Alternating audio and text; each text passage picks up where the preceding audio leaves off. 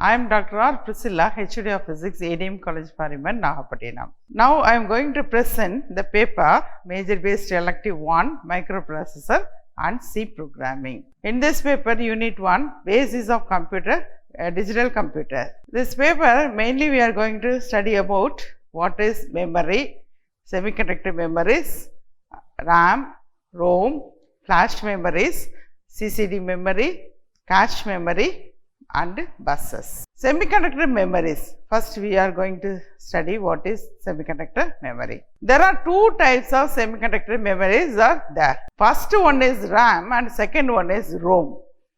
These two are basis of memories in the microprocessor.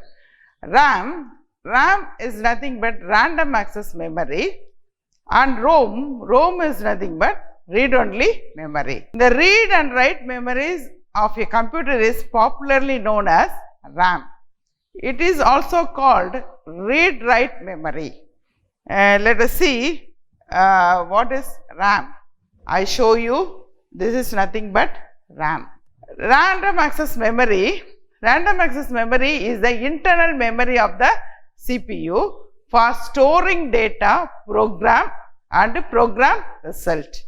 It is read-write memory which stores data until machine is working. As soon as the machine is switched off, data is erased. The diagram of the random access memory is shown in the figure. Now this is nothing but random access memory. Data in the RAM can be accessed randomly, but it is very expensive. RAM is volatile, that is data stored in it is lost when we switch off the computer or if there is a power failure. Hence, a backup uninterrupted power supply system is often used with the computer. RAM is small both in terms of physical size and the amount of data can be held. There are two kinds of RAM. First one is static RAM and second one is dynamic RAM. So, RAM is classified into two types. One is static, SRAM, DRAM. So, static RAM and dynamic RAM. SRAM versus DRAM. Now, we have to classify static RAM and dynamic RAM. First, let me explain what is static RAM. The static RAM stored information are retained in it as long as the power supply is on. The static RAM does not require refreshing, but it consumes more power and more expensive. It is faster than dynamic RAM, medium size of memory, and it is compared with dynamic RAM. Dynamic RAM, what is dynamic RAM? Let me explain the dynamic RAM. A dynamic RAM loses its content in a very short time even though the power supply is on. A dynamic RAM stores information in the gate to the source capacitor of a transistor. Dynamic RAM has to be periodically refreshed, usually every 2 milliseconds. Large size of memory. These are nothing but the static RAM and dynamic RAM pictures. RAM read-only memory, that is called it as ROM. A ROM is a read-only memory. It is non-volatile. RAM is volatile and ROM is non-volatile. It is used for permanent storage. RAM only for temporary storage, but ROM is a permanent storage device. It has also a random access property. It contains assembler, compiler, monitor, debugging program or any other permanent program. ROMs are widely used for function tables, sine, cosine, root, square root, logarithmic, exponential, etc. And it is also used in conversion table, multiplication and division, subroutine, etc. The user cannot write into ROM, it is not accessible.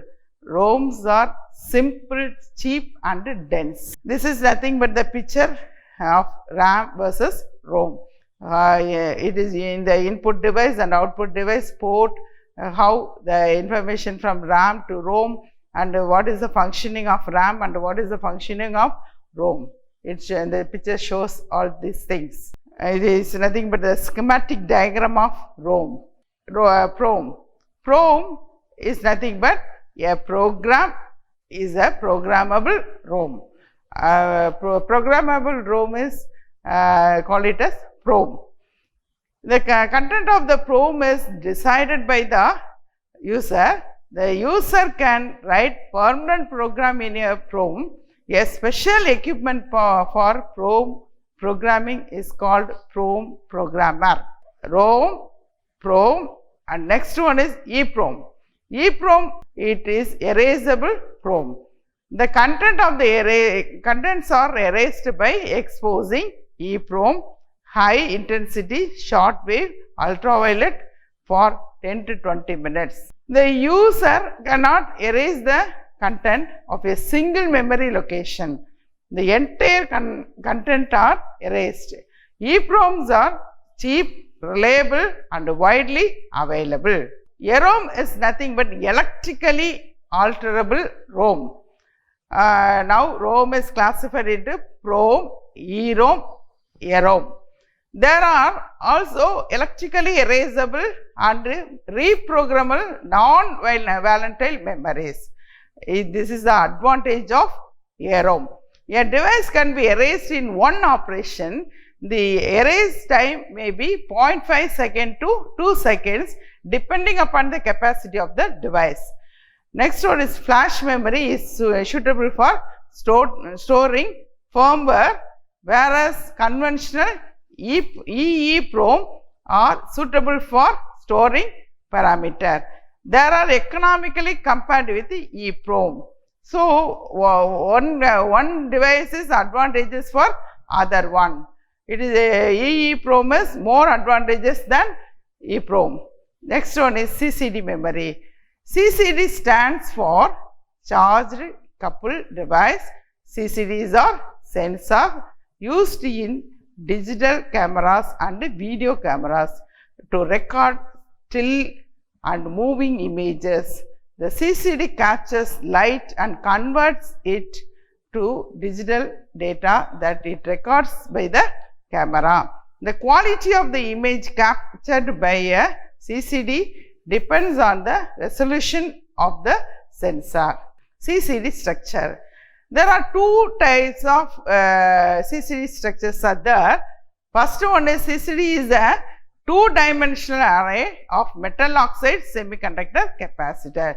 The metal oxide semiconductor capacitor is mainly used in CCD structure. It has a depletion region. The depletion region stores the charges.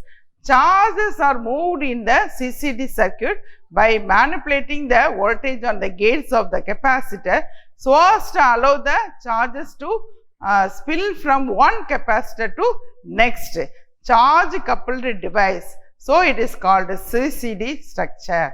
See the structure of the CCD shown in the figure, how it is classified, the image area, light exposed on it, and parallel and vertical registers are there. There are so many registers basically in the RAM ROM. I already shows in the RAM. 1, 2, 3, 4 is there. There are 6 type of registers are already available in the microprocessor. So, pixels are filled in one structure and every one is filled by the structure of the charged motion. Sometimes the registers are filled, the masked area is also not exposed by the light. All other pixels are exposed in light. Cache memory. Cache memory is the main memory of the CPU. Is a hardware cache is used in the central processing unit of the computer to reduce a average cost, time or energy to access the data from the main memory. A cache memory is smaller, faster memory located closer to the processor core, which stores copies of the data from frequently used main memory locations. What is cache memory? Cache memory is a chip-based computer component that makes retrieving the data from the computer memory more efficient. It acts temporary storage area that computer processor can retrieve data from easily. A temporary storage area known as cache is more readily available to the processor than the computer's main memory source. It is typically from DRAM. That is nothing but dynamic RAM. Cache memory is sometimes called CPU memory because it is typically integrated directly into the CPU chip or placed on the separate chip that has been separate bus interconnected to the CPU. Therefore, it is more accessible to the processor and able to increase efficiency, but it's physically close to the processor. These are the pictures of cache, how CPU cache the memories from DRAM and SRAM. DRAM is nothing but dynamic RAM and SRAM is nothing but static RAM. So, how it is transfer the information to, and how it is refresh the information, it is also shown in the picture. CPU cache, how it is cache the information from the CPU, how that informations are transferred to the hard drive to the RAM and CPU. This picture shows the another program is needed to be loaded in the CPU first. Buses. The last topic of the particular presentation is bus.